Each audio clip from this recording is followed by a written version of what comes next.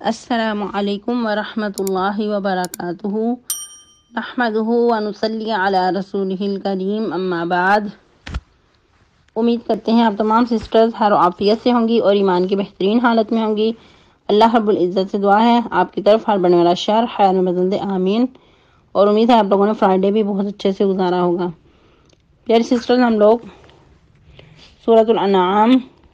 آیت مبارکہ 127 تک تفسیر اور 129 تک ٹرانسلیشن کر چکے تھے۔ آج مزید 3 آیت مبارکہ کی ٹرانسلیشن کریں گے اور تفسیر کا لیسن آیت مبارکہ 128 سے سٹارٹ کریں گے۔ رب اشرح لی صدری ویسر لی امری واحلل عقدۃ من لسانی یفقہوا قولی۔ اللہم بارک لنا فی اوقاتنا، اللہم فقہنا فی الدین، اللہم انی اسألک الہدی والتقی والعفاف والغنی، اللہم الہمنی رشدی واعذنی من شر نفسی۔ اعوذ باللہ من الشیطان الرجیم، بسم اللہ الرحمن الرحیم۔ یا معشر الجن والانس الم یأتکم رسل منکم یقصون علیکم آیاتی وَيُنذِرُونَكُمْ لِقَاءَ يَوْمِكُمْ هَذَا قَالُوا شَهِدْنَا عَلَىٰ أَنفُسِنَا وَغَرَّتْهُمُ الْحَيَاةُ الدُّنْيَا وَشَهِدُوا عَلَىٰ أَنفُسِهِمْ أَنَّهُمْ كَانُوا كَافِرِينَ ذَلِكَ أَن لَّمْ يَكُن رَّبُّكَ مُهْلِكَ الْقُرَىٰ بِظُلْمٍ وَأَهْلُهَا غَافِلُونَ وَلِكُلٍّ دَرَجَاتٌ مِّمَّا عَمِلُوا وَمَا رَبُّكَ بِغَافِلٍ عَمَّا يَعْمَلُونَ۔ ٹرانسلیشن۔ یا معشر الجن والانس، اے جماعت جنوں اور انس کی، الم یأتکم، کیا نہیں آئے تمہارے پاس، رسول منکم، رسول تم ہی میں سے، یقصون علیکم آیاتی، جو پڑھتے تم پر میری آیات، وَيُنذِرُونَكُمْ، اور وہ ڈراتے تم کو، لِقَاءَ يَوْمِكُمْ هَذَا، اس دن کی ملاقات سے۔ قالوا، وہ کہیں گے، شہدنا علی انفسنا، ہم گواہی دیتے ہیں اپنی جانوں پر، وغرتہم الحیات الدنیا، اور دھوکے میں ڈالا ان کو دنیا کی زندگی نے، وشہدوا علی انفسہم، اور وہ گواہی دیں گے اپنی جانوں پر، انہم کانوا کافرین، کہ بے شک وہ تھے کافر۔ ذالک، یہ اس لیے، ان لم یکن ربک مہلک القری، کہ نہیں ہے آپ کا رب ہلاک کرنے والا بستیوں کو، ظلم کے ساتھ،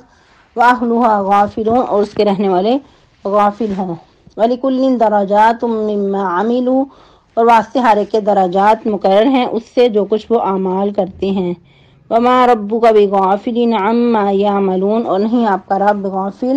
اس سے جو کچھ وہ اعمال کر رہے ہیں۔ تفسیر آیت مبارکہ 128 سے، وَيَوْمَ يَحْشُرُهُمْ جَمِيعًا يَا مَعْشَرَ الْجِنِّ قَدِ اسْتَكْثَرْتُم مِّنَ الْإِنسِ وَقَالَ أَوْلِيَاؤُهُم مِّنَ الْإِنسِ رَبَّنَا اسْتَمْتَعَ بَعْضُنَا بِبَعْضٍ وَبَلَغْنَا أَجَلَنَا الَّذِي عَجَّلْتَ لَنَا قَالَ النَّارُ مَثْوَاكُمْ خَالِدِينَ فِيهَا إِلَّا مَا شَاءَ اللَّهُ ان ربک حکیم علیم۔ آیت مبارکہ کی تفسیر سٹارٹ کرنے سے پہلے کچھ تمہیدی کلمات ضروری ہیں تاکہ بات اچھے سے واضح ہو۔ یاد رہے کہ اللہ سبحانہ و تعالی نے بہت ساری مخلوقات کو وجود بخشا، جیسا کہ انسان ہیں، پھر جن ہیں، اور جنوں کا وجود حقیقت الحال میں ہے۔ کچھ لوگ جنوں کے بہت ہی زیادہ قائل ہیں اور کچھ لوگ سرے سے جنوں کا انکار ہی کر دیتے ہیں۔ تو اس کے لیے قرآن و حدیث سے ہمیں رہنمائی حاصل کرنے کی ضرورت ہے۔ جنوں کا وجود یقیناً ہے، کیونکہ بہت ساری آیات مبارکہ اس بات پہ دلالت کرتی ہیں، جس طرح کہ سورہ ذاریات کی آیت مبارکہ وَمَا خَلَقْتُ الْجِنَّ وَالْإِنسَ إِلَّا لِيَعْبُدُونَ، اللہ سبحانہ و تعالیٰ فرماتے ہیں میں نے جنوں اور انسانوں کو صرف اور صرف اپنی عبادت کے لیے پیدا کیا ہے۔ اور یاد رہے کہ جن ایسی مخلوق ہے جو نظروں سے اوجھل ہیں، لیکن اللہ سبحانہ و تعالیٰ نے ان کو ایسی قوت دی ہے کہ یہ اپنی حد و خال بدل لیتی ہیں، اپنی جو اصل شکل و صورت ہے وہ بدل سکتے ہیں۔ بعض اوقات جیسا کہ کچھ لوگوں کا کہنا ہوتا ہے کہ کوئی بکری دکھائی دی، کوئی سانپ دکھائی دیا یا کوئی بلی وغیرہ دکھائی دی، لیکن فوراً ہی وہ نظروں سے اوجھل ہو گئی، تو یہ کیا ہوتا ہے کہ ان کو اللہ سبحانہ و تعالیٰ نے ایسی صلاحیت سے نوازا ہے کہ یہ اپنی جو اصلیت ہے وہ بدل کے اور شکل و صورت بنا سکتے ہیں۔ تو ان کے وجود پہ ایمان لانا ہمارے ایمان کا حصہ ہے۔ جیسا کہ اور بھی بہت ساری مخلوقات ہیں ہمارے سامنے، جانور ہیں، حشرات الارض ہیں، جمادات ہیں، اور بھی بہت ساری مخلوقات ہیں، تو ایسے ہی جنوں کا بھی وجود ہے، یہ بھی اللہ سبحانہ و تعالیٰ کی مخلوق ہے۔ اللہ سبحانہ و تعالیٰ ان کے خالق، مالک، رازق، مدبر ہیں۔ اور پھر مزید یاد رہے کہ انسانوں کی طرح ان کو بھی ذمہ داری دی گئی ہے، ان کی طرف بھی جو شریعت مطہرہ ہے وہ بھیجی گئی اور ان کو پابند بنایا گیا کہ اگر یہ ایمان لائیں گے تو اللہ کے پسندیدہ بنیں گے، اور جو اللہ سبحانہ و تعالیٰ نے جنت بنائی ہے انعام و اکرام کے لیے وہ ان کو عطا کی جائے گی۔ اس کے برعکس اگر یہ انکار کریں گے تو پھر ان کے لیے یقیناً جہنم کا عذاب ہے جس سے یہ بچ نہیں سکیں گے۔ جس طرح انسانوں کے لیے قرآن و حدیث، شریعت مطہرہ مکمل ضابطہ حیات ہیں، اسی طرح ان کے لیے بھی یعنی کہ جنوں کے لیے بھی اللہ سبحانہ و تعالیٰ کی طرف سے یہ کتاب ہدایت بھیجی گئی اور ان کو پابند کیا گیا کہ اس پہ ایمان لائیں گے تو یقیناً رب تعالیٰ کی جنتوں کے وارث بنیں گے۔ اور یاد رہے کہ جنوں انس کے علاوہ باقی جو چیزیں ہیں ان کو پابند بنا دیا گیا، مکلف بنا دیا گیا کہ انہوں نے اللہ کی اطاعت لازمی کرنی ہے۔ جس طرح کہ پہلے بھی آپ کو بتایا گیا کہ اللہ سبحانہ و تعالیٰ نے جب تمام کائنات کو وجود بخشا تو اس وقت کہا کہ تم خوشی سے آؤ یا نہ خوشی سے آؤ، تم لازمی آؤ اور اطاعت کرنا ہوگی۔ تو اس وقت آسمان و زمین نے کیا کہا کہ ہم خوشی سے آئیں گے، قالتا اتینا طائعین، کہ ہم خوشی سے آتے ہیں۔ تو جب انہوں نے خود سپردگی دی، خوشی سے اطاعت کی، تو اللہ سبحانہ و تعالیٰ نے ان کو پھر ذمہ داریاں سونپ دی کہ جو جو انہوں نے کرنا ہے وہ ان کو بتا دیا گیا، تو ان کو پابند کر دیا گیا اور وہ اطاعت کر رہے ہیں۔ یہی وجہ ہے کہ آپ لوگوں نے کبھی دیکھا ہو کہ سورج 15 منٹ لیٹ ہو گیا ہے، یا دن آج کچھ لیٹ روشن ہوا ہے، یا پھر رات پہلے تو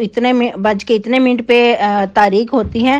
تو آج کچھ منٹ لیٹ ہوئی ہے، ایسا نہیں ہے۔ جو وقت مقرر ہے اس وقت کے پابند ہیں۔ زمین و آسمان ہر چیز اسی وقت کی پابند ہے جس وقت پہ اللہ سبحانہ و تعالیٰ نے ان کی ذمہ داری سونپی ہے۔ یہ جنوں انسان ہی ہیں جو کہ کمی پیشی کر کے تو اللہ کی بغاوت کر جاتے ہیں اور اپنی جان پہ ظلم کرتے ہیں۔ تو اللہ سبحانہ و تعالیٰ نے جنوں انس کو پیدا کر کے ان کو ہدایت کا راستہ دکھا دیا اور ایک حد بندی کر دی کہ یہاں تک آپ لوگوں کی حدود ہے، اگر آپ نے اس حد کو کراس کیا، اس باؤنڈری سے آگے آئے تو یقیناً کیا ہے، پھر اللہ کے نافرمان ٹھہریں گے اور اس کے بارے میں پوچھ ہوگی اور اس کے بارے میں پھر جزا سزا ہوگی۔ اسی کے پیش نظر اللہ سبحانہ و تعالیٰ فرما رہے ہیں وَيَوْمَ يَحْشُرُهُمْ جَمِيعًا، اور اس دن ہم ان سب کو اکٹھا کریں گے۔ ان سب سے مراد ہر چیز، اور اسپیشلی جو ادھر ذکر ہو رہا ہے وہ جن و انس کا۔ یا معشر الجن، پھر ہم کہیں گے اے جماعت جنوں کی، قد استکثرتم من الانس، تم بہت زیادہ فائدہ اٹھا چکے انسانوں سے، بہت زیادہ تم ایک دوسرے سے فیض یاب ہو چکے۔ وقال اولیاؤہم من الانس، اسی طرح کہیں گے ان کے دوست انسانوں میں سے جو ان کے ہم پلہ تھے، جو ان کے رفقا تھے، یعنی کہ انسانوں میں سے جنوں کے دوست بنے ہوئے تھے، وہ بھی اقرار کریں گے ربنا استمتع بعضنا ببعض، اے رب ہمارے، ہم نے فائدہ اٹھایا ایک دوسرے سے، بعض ہمارے نے بعض سے۔ وبلغنا اجلنا الذی اجلت لنا، اور ہم پہنچ چکے اس مدت کو وہ جو تو نے ہمارے لیے مقرر کی تھی۔ تو اللہ سبحانہ و تعالیٰ کیا فرمائیں گے، قال النار مثواکم، تمہارا ٹھکانہ دوزخ ہے، خالدین فیہا، تم ہمیشہ اسی میں رہو گے، الا ما شاء اللہ، مگر جتنا اللہ چاہے۔ ان ربک حکیم علیم، بے شک رب تیرا خوب حکمت والا، خوب جاننے والا ہے۔ آیا مبارکہ کو دوبارہ دیکھتے ہیں۔ اب سوال پیدا ہوتا ہے کہ جنوں کا انسانوں سے فائدہ اٹھانے کا طریقہ کیا ہے، یا پھر انسانوں کا جنوں سے کس طرح فائدہ اٹھانا ہے، ایک دوسرے سے کس طرح فائدہ اٹھاتے ہیں۔ آج ہمارے معاشرے میں بھی یہ بہت کچھ دکھنے کو ملتا ہے، سننے کو ملتا ہے، اور یاد رہے کہ عرب زمانہ میں بھی یہ سب کچھ چلتا تھا کہ لوگ جنوں کو اپنی قید میں کر لیتے، ان کو خود پہ قادر کر لیتے، ایک دوسرے سے فائدہ اٹھاتے۔ انسان جنوں کو قید کر لیتے اپنی قدرت میں کر کے، تو ان سے غیب کی خبریں معلوم کرتے، یا پھر ان کے ذریعے اور بہت سارے فائدے حاصل کرتے۔ پہلے بھی آپ بارہا سن چکے ہیں کہ شیطان جن جو ہوتے ہیں وہ ایک دوسرے کی مدد سے آسمان تک پہنچتے ہیں، اور جو اللہ سبحانہ و تعالی فرشتوں کو کوئی ذمہ داری سونپ رہے ہوتے ہیں، کوئی نیا آرڈر کر رہے ہوتے ہیں، تو وہ کچھ نہ کچھ اگر اللہ چاہیں تو سن لیتے ہیں، تو وہی سنی ہوئی بات لا کر جو عامل ہوتے ہیں، جو کاہن ہوتے ہیں، ان کے کان میں پھونک دیتے ہیں۔ اور جو عامل ہوتا ہے، جو کاہن حضرات ہوتے ہیں، وہ اپنے ساتھ اپنے پاس سے بہت ساری اور 100 جھوٹ لگا کر تو ایسی باتیں نشر کر دیتے ہیں جو کچھ تو سچ ہو جاتی ہیں اور کچھ اپنے سے جھوٹ موٹ لگایا ہوتا ہے، تو اس طرح لوگوں کی نظروں میں وہ پسندیدہ بنتے ہیں، لوگ ان کو اپنا بہت بڑا معتبر اور پہنچی سرکار سمجھنے لگتے ہیں۔ اور اس کا بیک گراؤنڈ کیا ہوتا ہے کہ جنوں سے انہوں نے مدد حاصل کی ہوتی ہے، یا پھر آج کے دور میں دیکھا جائے تو جنوں کے ذریعے لوگوں کے گھروں سے تعویذ منگوانے، یا پھر لوگوں کے گھروں میں تعویذ پھینکنے اور دوسروں کو تنگ کرنا، لوگوں کو غیب کی خبریں بتانا، یا پھر لوگوں کو اس قسم کے حالات بتانا جو کہ ابھی وجود میں نہیں آئے۔ نیکسٹ جو بڑے بڑے واقعات پیش آنے والے ہیں ان کے بارے میں پیشین گوئی کرنا، اور یاد رہے کہ جو اس قسم کے عامل بنے ہوئے ہیں وہ لوگوں سے بہت زیادہ اس کے ذریعے پیسہ بٹورتے ہیں، لوگوں کے ایمان کے بھی ڈاکو اور لوگوں کے پیسے کے بھی ڈاکو۔ اور ایک اور چیز ادھر واضح کر دوں کہ جو لوگ جنوں کو اپنی قید میں کرتے ہیں وہ بہت ہی غلط طریقے سے ان کو اپنی دسترس میں کرتے ہیں، اور اس کے بہت سے مختلف طریقے ہیں جو معاشرے میں پائے جاتے ہیں، اور اس کے لیے خود کو ناپاکی کی حالت میں رکھنا ضروری ہوتا ہے۔ اور یاد رہے کہ کسی ویرانے میں وہاں جا کر مختلف وظائف کیے جاتے ہیں، اور کچھ لوگ کہتے ہیں کہ سورہ جن جو ہے اس کو 40 مرتبہ پڑھنا ہوتا ہے، اور بعض لوگ یہ بھی کہتے ہیں کہ ایک ٹانگ پہ کھڑے ہو کے یہ وظیفہ کرنا ہوتا ہے، یا پھر اپنے گرد آگ وغیرہ جلا کر یہ وظیفہ کرنا ہوتا ہے، یا پھر آگ کے اندر سے بھی جنوں کی مدد طلب کی جاتی ہے، تو اس طرح کر کے جن حاضر ہو جاتے ہیں۔ اور اگر انسان اس وقت کیونکہ تنہا ہے اور ویرانے میں ہے، اگر ڈر گیا ہے تو جن اس کے اوپر قادر ہو جائیں گے، یعنی کہ جن جو ہیں ایسے انسان کو اپنی قدرت میں لے لیتے ہیں۔ اور اگر انسان ڈرتا نہیں، مضبوط رہتا ہے، تو پھر یقیناً جن اس کی قابو میں آ جاتے ہیں۔ تو یہ مختلف طریقے ہیں جو کہ سراسر قرآن و حدیث کے خلاف ہیں۔ اللہ سبحانہ و تعالی نے اس طرح کے وظائف، اس طرح کے عمل کرنے کی اجازت نہیں دی ہے، کیونکہ کچھ احادیث مبارکہ ملتی ہیں جو اس بات پہ دلالت کرتی ہیں کہ یہ ایسے عوامل کرنے سراسر غلط ہیں۔ سب سے پہلے تو ناپاکی کی حالت میں رہنا، اور پھر کچھ لوگ کہتے ہیں کہ قرآن کو الٹی طرف سے پڑھنا، تو یہ بھی طریقہ غلط ہے جو کہ قرآن کے احترام کے خلاف ہے۔ جس طرح کہ ایک مرتبہ نبی صلی اللہ علیہ وسلم کے ساتھ ایک واقعہ پیش آیا، نبی صلی اللہ علیہ وسلم فرماتے ہیں کہ میں نماز پڑھ رہا تھا تو میں نے دیکھا کہ ایک سرکش شیطان میرے سامنے آ گیا ہے، سرکش جن میرے سامنے آ گیا ہے اور نماز میں خلل اندازی کرنے لگا ہے۔ تو نبی صلی اللہ علیہ وسلم فرماتے ہیں کہ میں نے سوچا کہ اس کو میں پکڑ کر ستون کے ساتھ باندھ دوں اور پھر صبح تم لوگوں کو دکھاؤں کہ یہ اس طرح اس نے کیا تھا اور میں نے اس کو قابو کر لیا ہے، اس کو باندھ دیا ہے۔ لیکن اس وقت نبی صلی اللہ علیہ وسلم فرماتے ہیں کہ مجھے اپنے بھائی سلیمان علیہ السلام کی دعا یاد آ گئی۔ انہوں نے کیا دعا کی تھی؟ ربی غفر لی وہب لی ملکا لا ینبغی لأحد من بعدی، کہ اللہ مجھے ایسی بادشاہت عطا کر جو میرے بعد کسی کو لائق نہ ہو۔ تو یہ سوچ کر پھر میں نے وہ اپنا ارادہ ترک کر دیا۔ تو اس سے کیا پتہ چلتا ہے کہ کوئی انسان یہ اس طرح کرنے کی اس کو اجازت نہیں کہ کسی جن کو اپنی قدرت میں لے، کسی جن کو اپنی دسترس میں لے،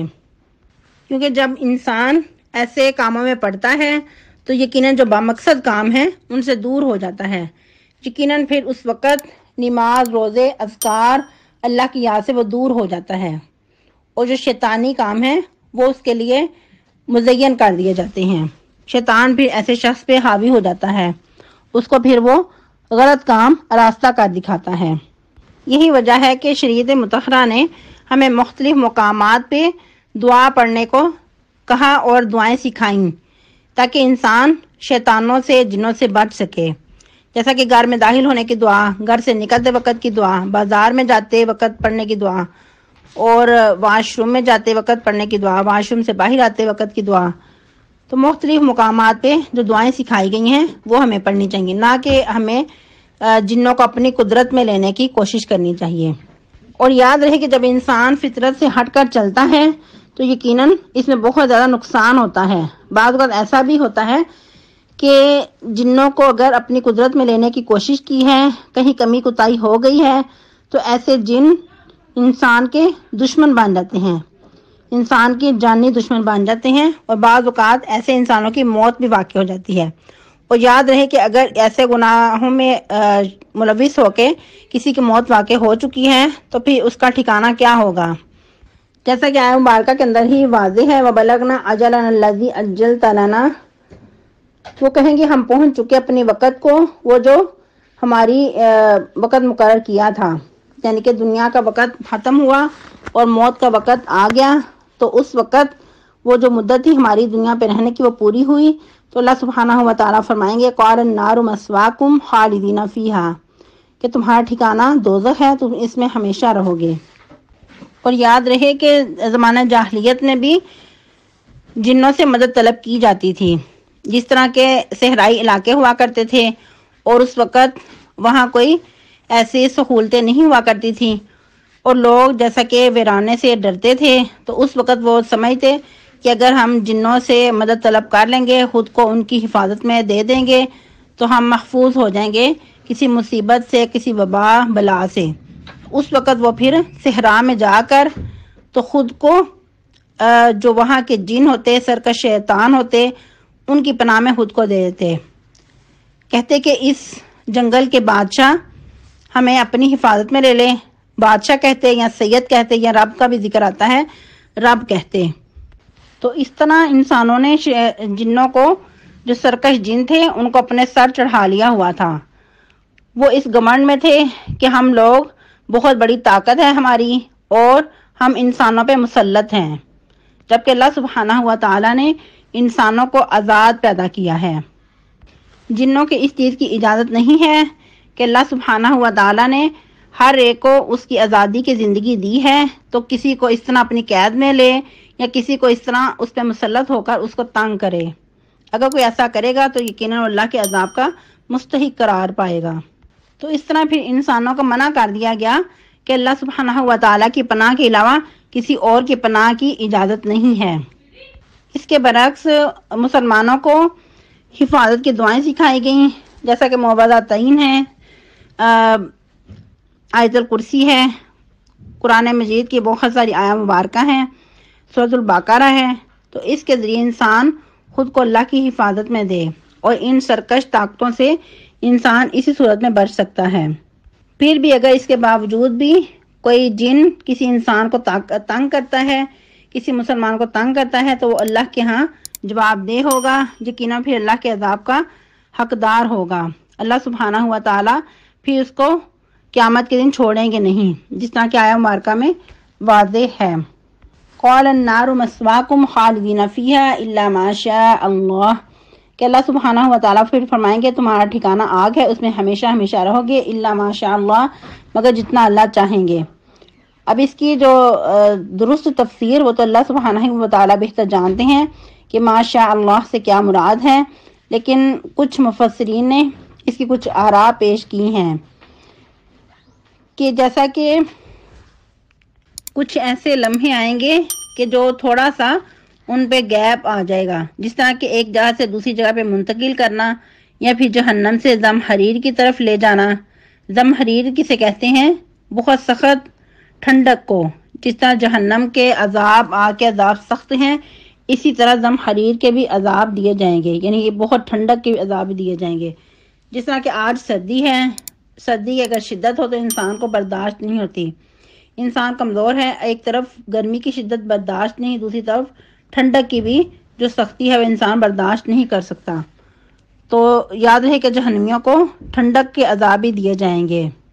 تو جو جہنم سے زمہریر کی طرف لے جانے کا وقت ہے وہ بھی ہو سکتا ہے،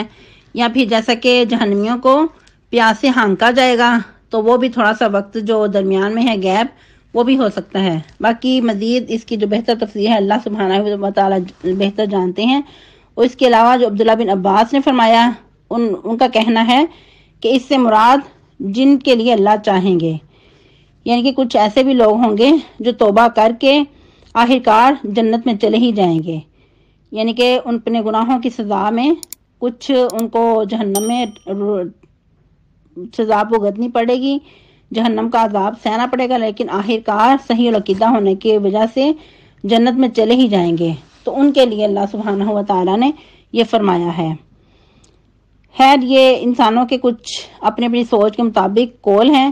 بہتر اللہ تعالیٰ ہی جانتے ہیں۔ پھر اللہ تعالیٰ فرماتے ہیں ان ربک حکیم علیم، بے شک آپ کا رب بہت زیادہ حکمت والا اور خوب جاننے والا ہے، یعنی کہ اللہ سبحانہ و تعالیٰ کے جو فیصلے ہیں یہ حکمت پہ مبنی ہیں، یہ ایسے ہی بغیر سوچے سمجھے نہیں ہیں، بلکہ بہت ہی زیادہ حکمت اور خوب علم کے ساتھ اللہ سبحانہ و تعالیٰ نے مقرر کیے ہیں۔ پھر اللہ سبحانہ و تعالیٰ فرماتے ہیں وَكَذَلِكَ نُوَلِّي بَعْضَ الظَّالِمِينَ بَعْضًا بِمَا كَانُوا يَكْسِبُونَ، اور اسی طرح ہم مسلط کر دیں گے بعض ظالموں کو بعض پر۔ اس کا دو معنی ہو سکتا ہے، ساتھی بھی کہہ سکتے ہیں اور مسلط کرنا بھی، کیونکہ جو ظالم ہوتے ہیں وہ ایک دوسرے کے بعض اوقات ہم نوالا ہم پیالہ ہونے کی وجہ سے ساتھی ہوتے ہیں، لیکن یہ ساتھ بہت عرصے تک ساتھ نہیں رہتا، بلکہ ایک عرصے کے بعد ایسا ساتھ، ایسی دوستی ختم ہو جاتی ہے۔ یہی پھر جو ایک دوسرے کے دوست بنے ہوتے ہیں وہ ایک دوسرے کے دشمن بن جاتے ہیں۔ تو اسی وجہ سے اللہ تعالیٰ فرما رہے ہیں بما کانوا یکسبون، اس وجہ سے جو کچھ وہ کماتے تھے، یعنی کہ جو لوگوں پہ ظلم و ستم ڈالتے تھے، تو اسی وجہ سے اللہ تعالیٰ ان کے ساتھ یہ سلوک کریں گے کہ ان کو ایک دوسرے کا ساتھی بنانے کے بعد ایک دوسرے پہ مسلط بھی کر دیں گے، یہ پھر ایک دوسرے کے خود ہی دشمن بن جائیں گے۔ آج کے لیے اتنا ہی کافی ہے، یہ ہم لوگ آیہ مبارکہ 129 تک پڑھ چکے ہیں۔ نیکسٹ انشاءاللہ آیہ مبارکہ 130 کی تفسیر کریں گے، اور مزید بات واضح ہوگی کہ کیا جنوں کی طرف بھی الگ سے پیغمبر بھیجے گئے، یا کہ نبی صلی اللہ علیہ وسلم کی جو شریعت مطہرہ ہے وہی ان کے لیے ہے۔ سبحانک اللہم ربنا و بحمدک نشہد ان لا الہ الا انت نستغفرک و نتوب الیک، والسلام علیکم ورحمۃ اللہ وبرکاتہ۔